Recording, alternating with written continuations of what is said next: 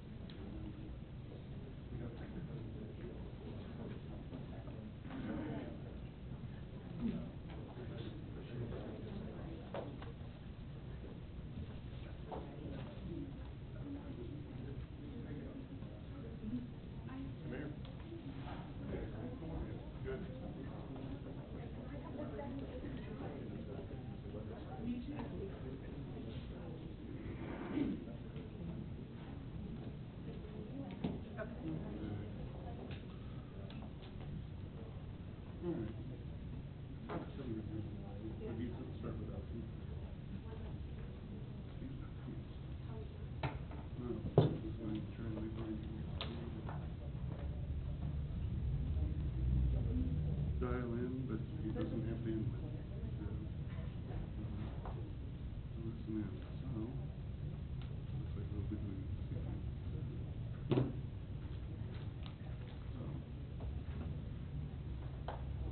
Okay.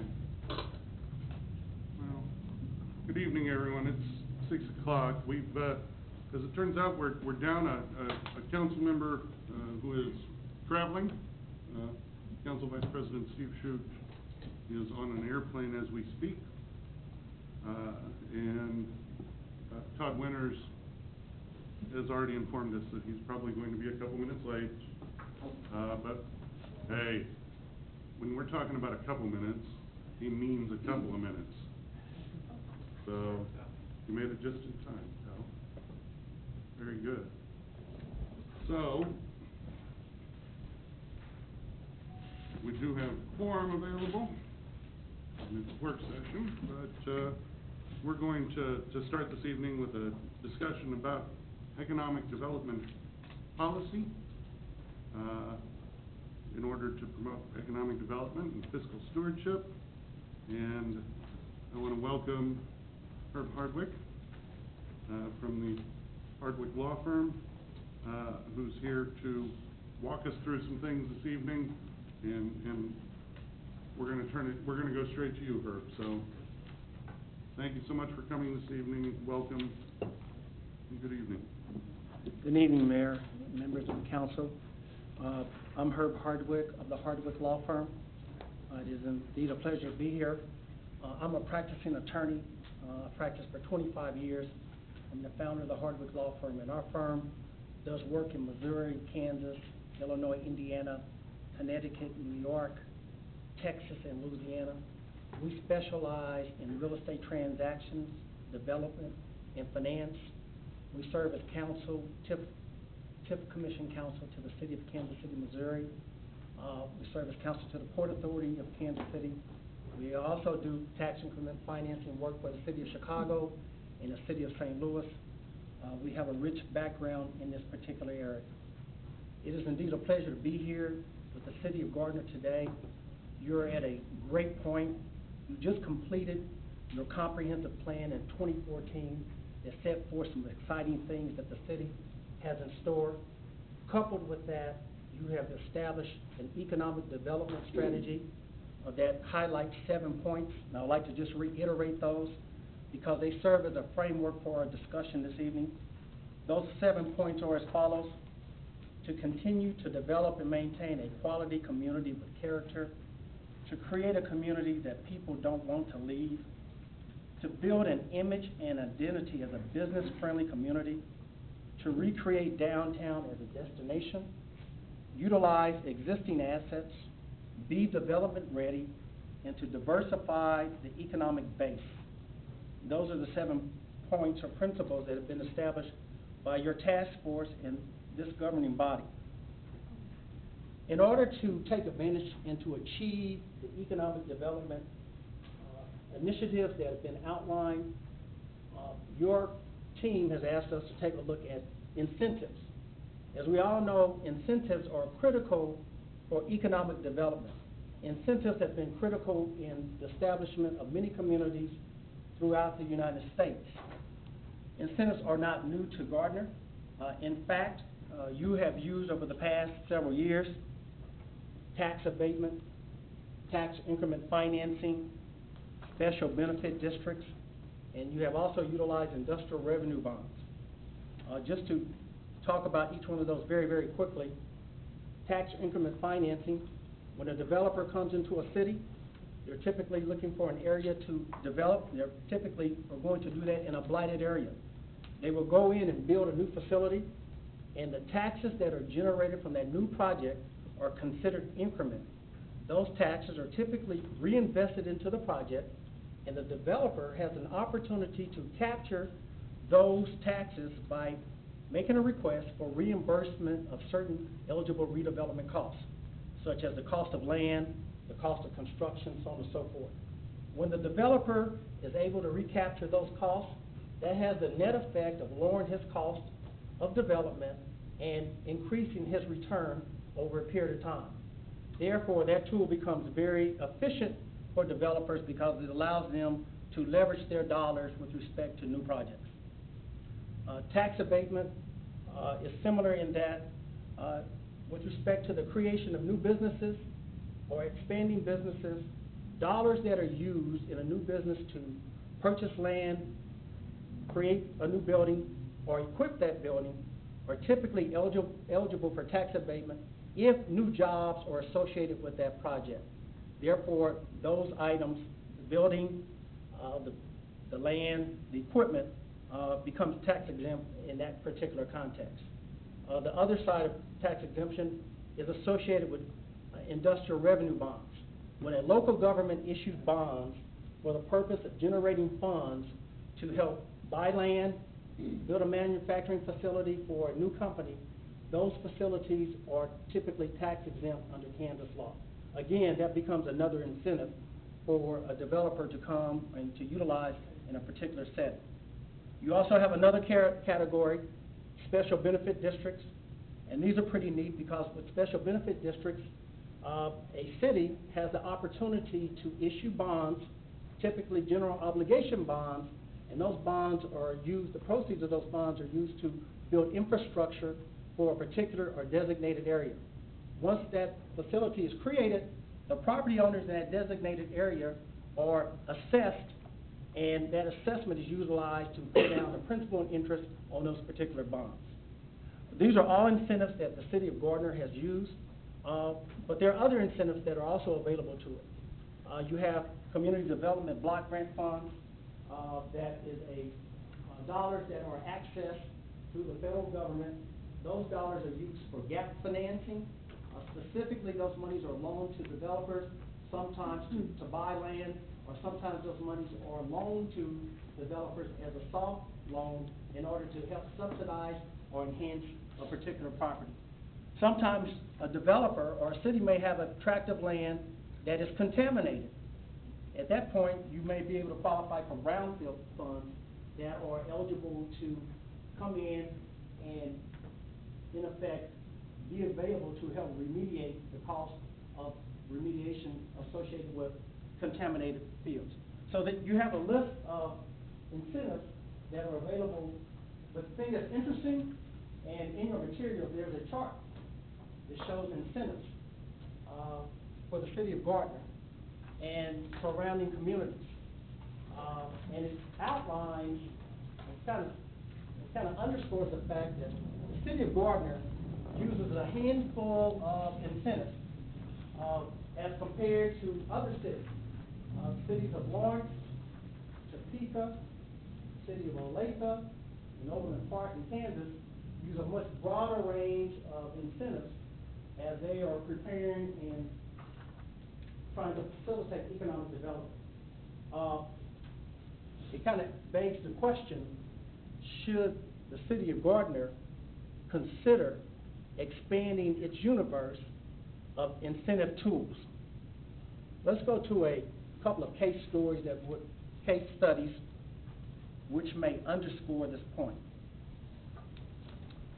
Recently, in 2014, the city of Goddard, Kansas, a community of 4,400 individuals, recently initiated and worked in the development of a 150-room hotel. Goddard, in this particular instance, took the new hotel and they coupled it with an aquatic center along with a sports complex. By doing so, they qualified it as a tourism attraction, and that made it eligible for STAR bonds, which is a great tool that has been utilized in the state of Kansas by other developers on major projects. In this instance, the city of Goddard was able to take STAR bonds and raise capital to the tune of $25 million in bond financing. They were able to attract $44 million in private financing. And then the city of Goddard did something very unique. They contributed $1.25 million for public infrastructure costs.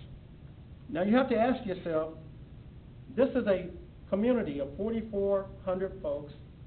They have a city budget of $10,250,000.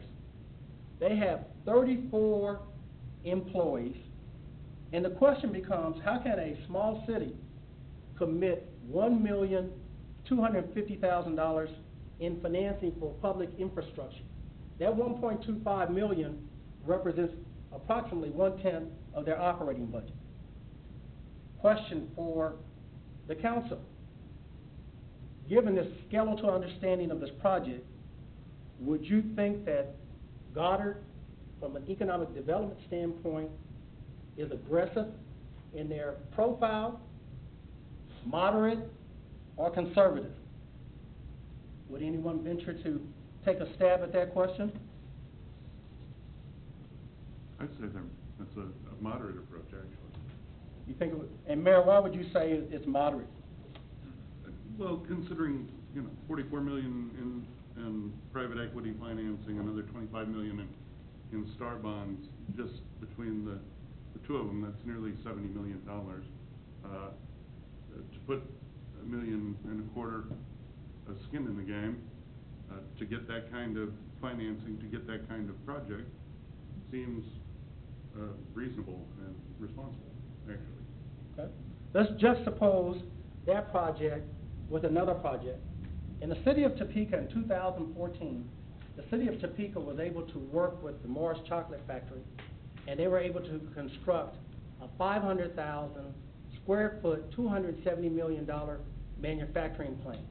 The plant is designed to manufacture Snickers and M&M candies, something that we're probably all fond of. But in order to do that, the city did something that was very significant. For this project, the city of Topeka donated 150 acres of land valued at $4.5 million. It donated or provided 10 years of 100% property tax breaks. It provided $6,000 in cash for up to 425 jobs, which has a value of roughly $2.5 million. It provided $1.7 million in training. It waived the building fees. It waived the permit fees, and it provided free utility hookups. In addition to that, the state of Kansas allowed Morris to keep up to 95% of the state income taxes for their employees for a period of 7 years. Now, the city of Topeka is much different. It has a population of 127,000. It has a budget of $256 million, and it has 1,100 city employees. I pose the same question. Do you think the city of Topeka, in light of this project and the incentives that were granted, do you think they were aggressive, moderate, or conservative? Sounds pretty aggressive. Yeah. See, I would have said more moderate, because everything that they gave, they weren't getting anyhow. So, I mean, it appears they gave a lot of money, 100% property tax break, 6,000 cash for 425 jobs, but that stuff wasn't there today. They weren't getting any value per se out of the land. They weren't getting building fees today. So, to me, it's kind of a no-brainer. I mean. It's a no-brainer. Right. Even though given the level or magnitude of the incentives that were provided. Question: if the city of Gardner was presented with the capacity or the option to build a manufacturing plant along the scale of the Morris Chocolate Factory in Topeka with the same level of incentives, is that something that the city of Gardner should consider? If so, why? And if not, why not? Well, I think it depends on, you know, a cost-benefit analysis that can show the value of bringing something like that to Gardner. Topeka is 60 miles west of the Kansas City metro area. They're pretty self-contained. They might be giving all these incentives, but those employees are going to live in the Topeka city limits most likely. And even if they live in one of the suburbs of Topeka, they're still going to spend an awful lot of their sales tax dollars inside the city limits. It certainly makes much more sense for Topeka to do that. You know, if we build a similar plant here, you know, people may or may not be living in the Gardner city limits. They may or may not be paying property taxes. They may be going to shop in Overland Park or Olathe or someplace like that. So I don't know if it's the same. We'd have to see a detailed cost-benefit analysis to be able to justify a benefit package like that. So, Mayor, from your comments, you're suggesting, do you think that there could be a point where a project could be too incentive-rich for the city of Gardner to consider? I think that it could be shown to be too incentive-rich, but that's why you do a cost-benefit analysis before you enter into these types of incentivizing strategies. Absolutely. So at this point, the city of Gardner can afford to pass a major economic development opportunity. Did you say what? Can or can't? Can. Yeah. I mean, I think it just depends on the cost benefit. I mean, it's, you know, we don't want to do something stupid. So, yeah, it's all about how it pans out, what it looks like. Well, the project that Goddard did, was that stupid? I don't think so. Given the size of the city and the risk that he took on? Well, I think the majority of the risk was borne by the private equity Right. groups, more so than the city, and it, you know, the rest of the big contributions shared by the state. Do you think there are certain incentives that offer greater utility or would offer greater utility for the city of Gardner versus other incentives that may be available to it? You talked about a few that Gardner is typically using: tax refinancing, tax abatement, and other things that it could use. Do you think some of those incentives are more valuable to Gardner today as opposed to some that have not been utilized? I think certainly. I think that, you know, if a neighborhood revitalization area is established, I mean, that's the kind of thing where you could establish a overlay district, right? Yes. And that's something that we actually did prior to most of us being on the council, but that went for 10 years, and some people took advantage of it and others didn't. People that did, I think, you know, saw benefit from it. but, transportation development districts, community improvement districts, to star bonds, from what I understand about them, is something, especially with a historically important location that we have here.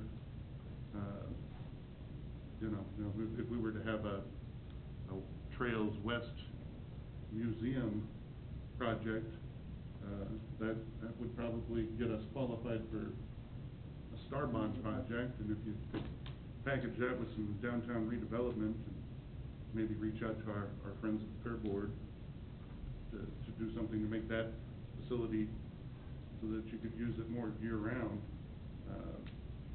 I think that would be very attractive to the state and to the residents here, and would probably drive a lot of traffic to the city. Excellent. Is there one thing that the city of Gardner can do to help facilitate development? Is there one thing that you could name that would be just critical in spurring economic development for the city? Well, one of the things that I continually hear, and we've talked about it a little bit before, is with these incentive packages that developers, especially large developers who are in charge of major projects, that incentives that you have available won't guarantee you a project, but not having easy access to what you will provide will. So, to me, it's not necessarily about the incentive at this point. It's more about the variety or what you're willing to entertain, and making sure that that's communicated and visible. Because, I mean, quite frankly, if somebody like Mars is going to come in, they have, a whole staff of people who specialize in this, and they're going out and they're not going to come in here and have some intimate discussions with us right off the bat to determine, am I going to build in Gardner? What they're going to do is they're going to research, and they're going to say, what do you have available? What are you willing to entertain? And that's what's going to get the ball moving one way or the other. And we're at a disadvantage right now because we don't have this information packaged and easily available. Excellent.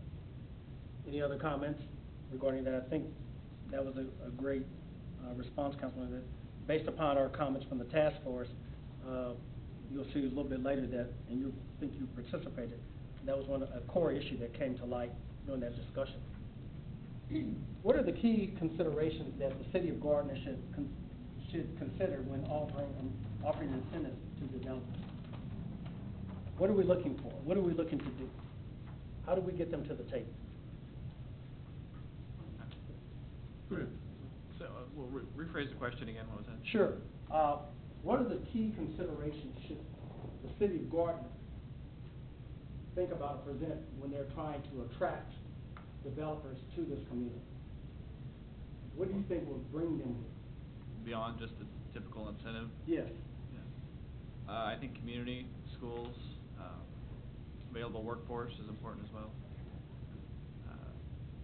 Quality of life. Quality of life, yeah.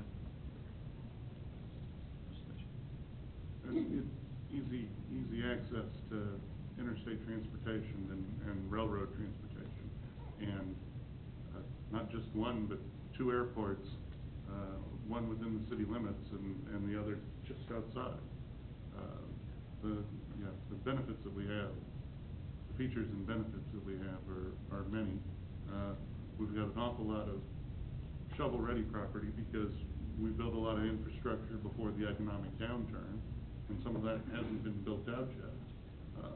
On top of that, for those that have the vision for it, we've got green fields that are ripe for investment and development.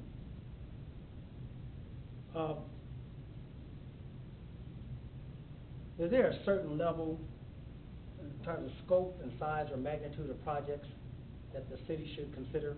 Or to phrase it another way, can a project be too small to be considered for incentives? No, I don't think so in the least.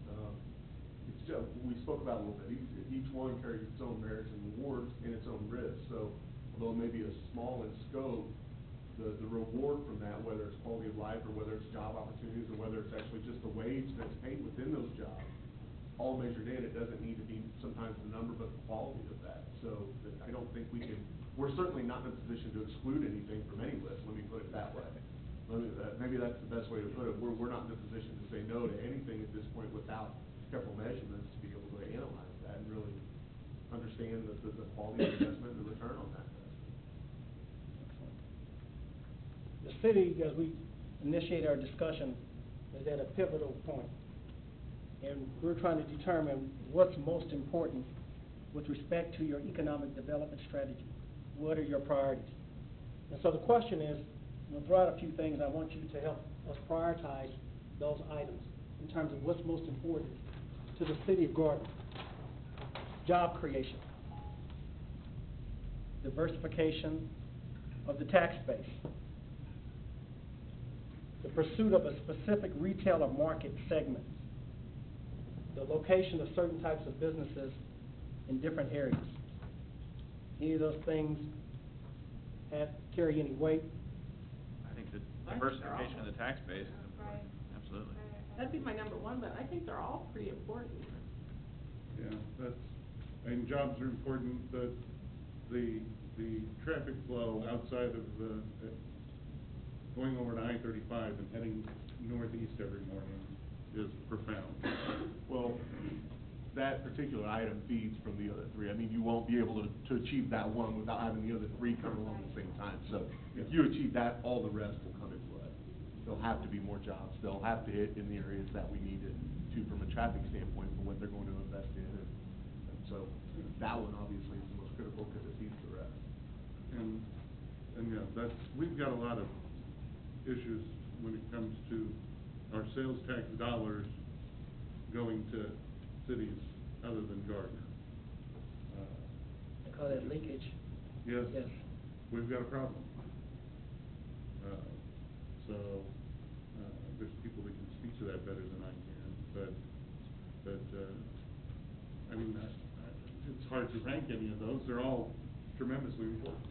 Well, and I mean, I think that and we talked about this, but there are certain things such as amenity type things. You know, if you talk to residents, they would like to have, a franchise restaurant, or, I always use, this is my business, every day I hear, when are we gonna get 1 gig telecommunications data? When's that coming to Gardner? All of that type of stuff prefaces on the type of businesses you have here and your population. And so, to me, having those businesses, whether they be small, 50-person business or 150-person business, that starts facilitating an environment where you start getting some of these amenities in here, because the amenities aren't going to necessarily come first. Right.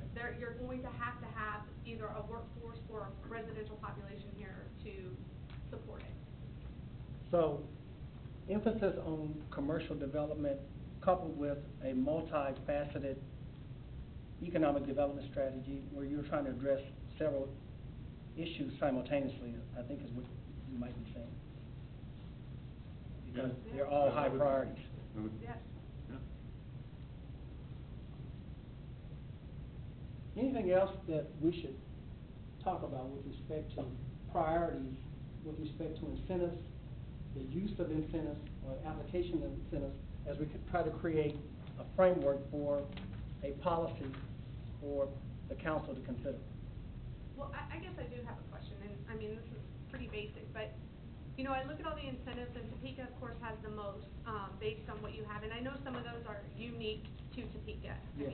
I mean, but why would a city not just utilize everything available to them in their portfolio? I mean, because you're gonna consider each, opportunity individually, right? And so why would you pick and choose, between those and not just say, hey, we're open for all of these? That's a great question. I think a lot of times it's a function of sophistication and resources. Do you have the infrastructure to support the application and utilization of various incentives? Is there someone on your team who knows how to use this. When a project comes through the door, can your economic development professional analyze or make an assessment as to how this project may fit? Just from our discussion here today and past discussions, it's clear that each of these incentives is somewhat complicated, especially in its application. But a lot of the cities, a lot of your peers are utilizing the universe. Plus, they're utilizing the incentives from the state as well. So their cupboard is much fuller because of the way that they're approaching economic development and the utilization of incentives. So that was a great question. I think another piece of that is, and something that we have to be extremely sensitive to, is you don't basically develop your crutch incentive, the one that you always fall back on because it's the easiest to implement. Tax abatements themselves are rather standard, and you could always say it's always an abatement. So then that, because it's the path of least resistance, you fall into the trap of not exploring every option and making sure that you're dipping into the bottom of the well to find out which one's the best fit, not from our perspective every time, but also from the developer's perspective, and letting them understand, the very bottom of the list is the economic development rider, which only one of the cities has ever gotten to, but that we understand how to get to that level and explain the benefits from both sides. So when I see a list like that, what it says to me is tax abatements are the easiest to get across, so that's what they always start with, rather than going further down the list, which is where we need to position ourselves, because the more tools in the kit, the more things you're able to provide. And I think too, from the opposite end, or the other end of that is us looking for opportunities to go out and find specific companies that we can apply these to, as opposed to them coming to us and saying, what can you do? Maybe we can look for areas or parts of town where we can go out and say, hey, this would be a good fit for you. We can utilize this and this and this. Would you, what can we do? That's a great point.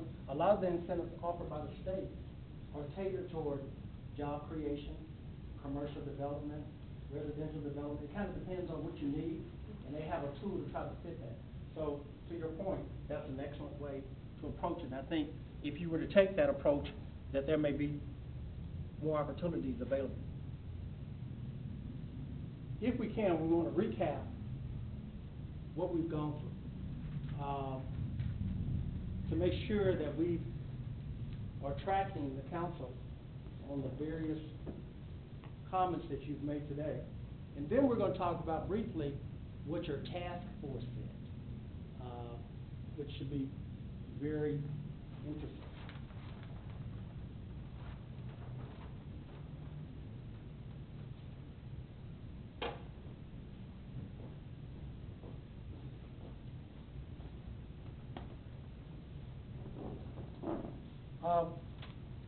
Kind of big picture, things to facilitate development. Not having easy access to incentives, not having a package easily available. Question, can the project ever be too incentive rich? You have to do a cost benefit analysis first. That's your starting point, Mayor. Key considerations to attract developers: community, schools, quality of life, workforce, easy access to interstate transportation and railroad, greenfield. Can the project be too small? No. At this point, we need to consider everything in effect. Should the city consider grants at the same level of greater incentive, such as Marsh? Should we provide the same level of incentives as the city of Topeka did with Marsh Chocolate Factory? Again, it depends, cost-benefit analysis. Prior to job creation, diversify the tax base, pursuing a specific retail market segment. All of these things are important. Workforce and economic development strategy. In other words, we should probably pursue a multi-tiered strategy with an emphasis on commercial development. I think that's what Council was saying on that particular issue.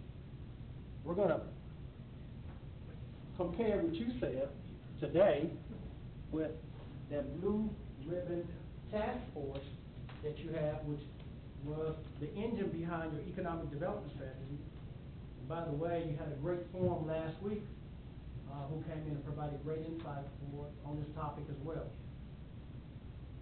Here's what the task force said. They said a toolkit is not optional. In other words, you should have the whole level, or the whole universe of incentives available to you. You should not pick and choose one or two. You should have all of them. You should consider incentives for existing businesses. You mentioned the Neighborhood Revitalization Act and others. You should leverage TIF and other incentives for public improvement. I think someone spoke to that as well. You need to streamline your process. In other words, if someone's coming to the city of Gardner and they're looking to do a project, it should be user-friendly. The interstate represents opportunity. How do we take your current assets and position them so that they can be utilized and become attractive for third parties who may be considering doing development work in Gardner? They talked about culture. When developers come into community, they're looking for user-friendly, accommodating, high-energy, friendly people to accept them and to interface with them. Competition of surrounding communities. We need to be aware of that. We just mentioned in one of our diagrams how other cities around us have a greater universe of incentives, and in fact, some of them have had great success with them. Our website. They said from the website alone that they can make a determination whether or not your community is ready for development. Based upon the information that's provided, they can make a determination on a preliminary basis whether or not they can access the professional staff, what kind of opportunities you have available, so on and so forth. Certainty and accurate information. The information that is provided by your team needs to be on point. They're trying to make a business decision, so to the extent that you have professionals who are making representations or you've listed certain information, they are relying upon that. That information needs to be current and reliable. Generally speaking, incentives improve quality of life. If you have commercial development, which attracts new projects, that in turn will create jobs, that in turn will bring more residents, and that in turn will enhance the overall quality of living for the community. That was the Blue Ribbon Task Force that we spoke to last week. So at this point, I think our task will be to take your feedback from today, take the feedback from your task force, and try to craft a policy that may be in line with your thinking, wishes, and desires, and which complement your economic development strategy and your comprehensive plan. Any questions or comments? Yeah, you know, as we look at the checklist here, Herb, as we talk about, you know, as we're looking at things moving forward, obviously Topeka and Wyandotte have the most. I'd love to see some case studies at the very top level of how they've applied some of these and where they applied the historic sites for the Heritage Program at Topeka. What did that apply to? And because that gives you an opportunity to realize where we might be able to understand a fit within the Gardner community as well that we haven't hit. So I know we have a list of all these. If there's a case study, even if it's not Kansas specific to where one might apply, I think that'd be great information for us to understand how you get to the bottom of the list and don't live in the top 4 any longer. I think that's a good point, and we will work to provide that, Councilman. Great. Definitely. I've got a couple of questions. One of them is, there's, I even hate to use the word because it just sounds bad. Clawbacks. Clawbacks. There's, people provide incentives, and they include clawback provisions, and it sounds violent instead of a business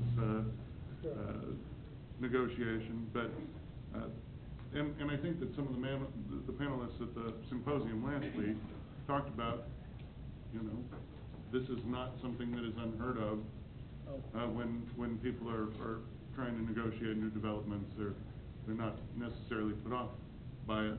So, you know, I think you need a strategy for that. Joe Reardon was here and he talked about how the UG offers a 50% tax abatement policy for industrial development. You know, and while that's great, I'm wondering, should we be thinking about a multi-tiered approach? Higher paying jobs, particular industries, people that are willing to develop in what would be considered shovel-ready areas where we wouldn't have to include new infrastructure.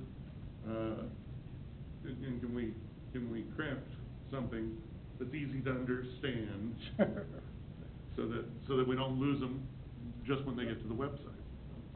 And I guess that's a couple of my things, but. Yeah, and I'd be interested, I mean, we have heard a lot about clawback, and I'm kind of interested in a different perspective where we don't give the incentive until you prove that you've accomplished it, rather than trying to go back and recoup some of that.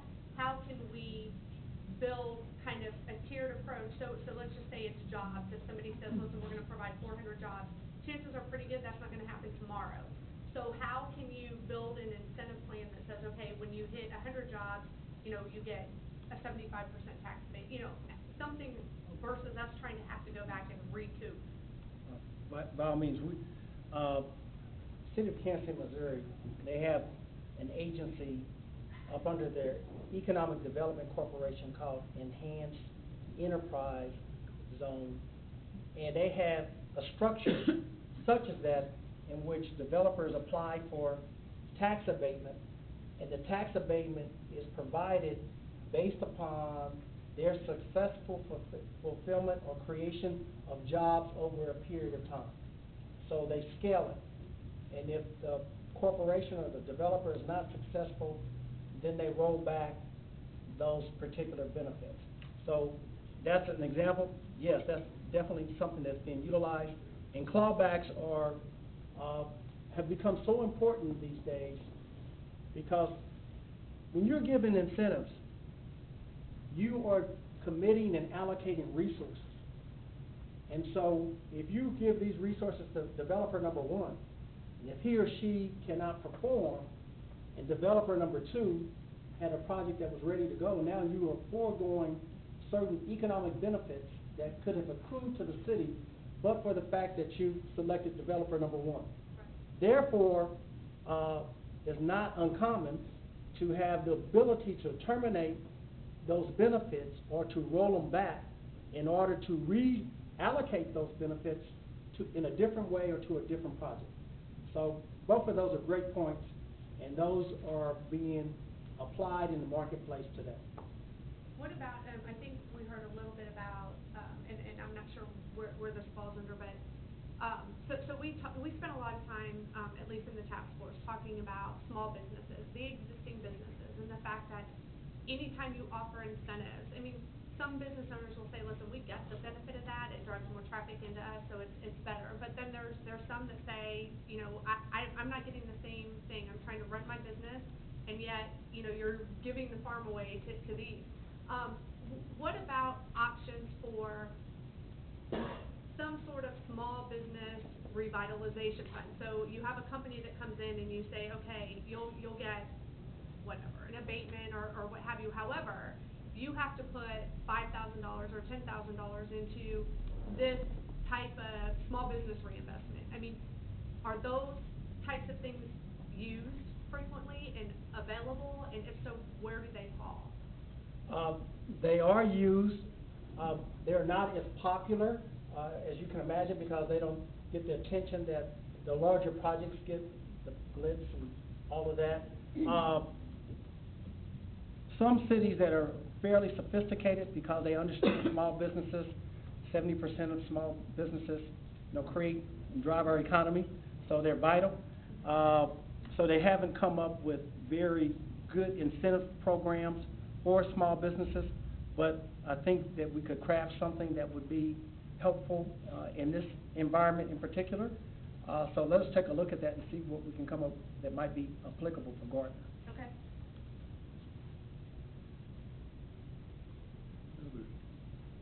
Well, I can tell just by looking at the list here, I would like to see neighborhood revitalization on there. I'd like to see transportation development district on there.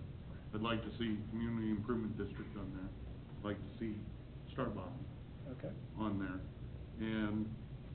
And I think that owning all three of our own utilities, that we definitely need some type of economic rider, you know, that should be able to help lure people here.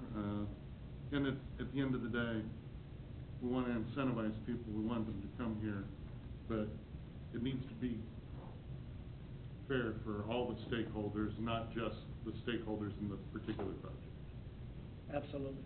So you're looking for a balanced, fair policy that can be applied across the board, large users, small users, sensitive to this community. Well, and I do kind of think that we need to think about, should we be putting, you know, maybe a base level of abatement and maybe a little bit more if it's a technology company. And maybe it's a little bit more, you know, a technology company with good paying jobs, or a manufacturing company with good paying jobs, or, you know, a medical company. How does everybody feel about that? Well, we heard about it last week during, and, gosh, I'm not sure if it was Joe Reardon that talked about, but look and incentivize for the types of businesses that help you accomplish your goals as a community. It's not umbrellas in all situations. It's, you're right, if it is a technology base, then absolutely, you put together programs. If you think that's the best benefit from a tax, job, you know, socioeconomic, all those pieces, then absolutely, I think there's a way to tier those and create niche incentive markets based on what we can provide, you know, the quality of the workforce, quality of life, and all those things, so that they merge together. But it's not in a position where you have to say yes to everyone, but you have to be prepared for those that are best matched for you to say yes in a hurry. And I think that's where we've lost a little bit, and we're catching up to, because now we're putting all these tools in place so that we can say yes quickly when it's a right match for everyone. Agreed. Excellent. One other thing that I think that we would need to pay attention to is, you know, our friends that are southwest of us here in Edgerton, they've got the intermodal facility and logistics park Kansas City, and they've got a very specific policy, incentive policy. And while we certainly have property that could be developed industrially, I don't know that we want to necessarily compete with them when it comes to distribution centers. I think that, you know, if we can lure somebody that's a good fit for our community, then that's going to be great. But I don't want to commit to I don't want to compete with them. I want to see more about the Olathes, the Ottawas, the Lenexas, people that are along I-35. Shoot, turn around and go the other side, Liberty, Kearney, places like that. Because those are probably more along the lines of the type of communities that we're going to be competing with. How does everybody feel about that? Well, yeah, you have to remember, every one of those cities that you talked about has distribution center development in place right now, along the line. So, I mean, that's what, because of the transportation corridor, we have to be prepared to compete for that. So, Yeah. I mean, we have to be sensitive. Definitely check each one of those towns. Each one's got a development center of some sort that's going in, or they've incentivized in some way, Olathe, Ottawa, all of them. So we have to be prepared for that. We've got spaces of land that suit very well to it in that regards too. So I'd be careful to exclude anything. And I know you weren't excluding by any means, don't get me wrong, Yeah. but you have to be careful to understand what's competitive in the market and what they're looking to build, and what kind of walls are going up right now. Sure. I think we need to be open to all, and if it works well with, you know, we do the analysis and everything, it works well, and so if it is maybe a warehouse, or maybe it isn't, you know, case by case, I think, but. Oh, look, it's certainly case by case, but, yeah, that's, you know, manufacturing, just, New Century does a lot of manufacturing. We've got spaces where, you know, industrial, distribution centers could go would be the same kind of spaces that manufacturing facilities could go, so, yeah, the advantages that surround the intermodal, we're going to feel the effects of some of those, but at the same time, you know, I don't know that we wanna go head-to-head with them all the time. If we can compete with Olathe and Lenexa and other cities that are on the interstates, I think that maybe that's a better bar to set. But that's just me, and we're all up here talking about.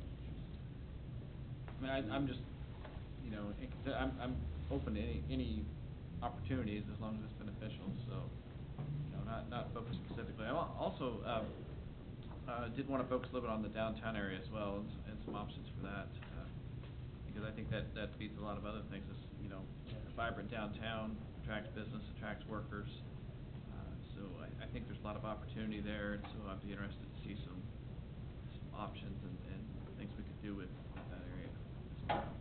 That's an excellent point. I think you're well positioned for that.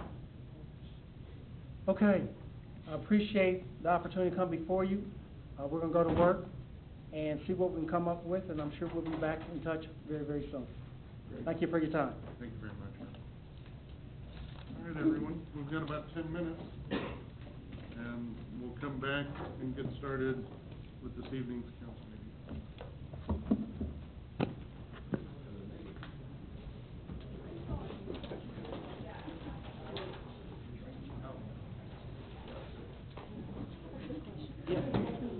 Hi, Dennis.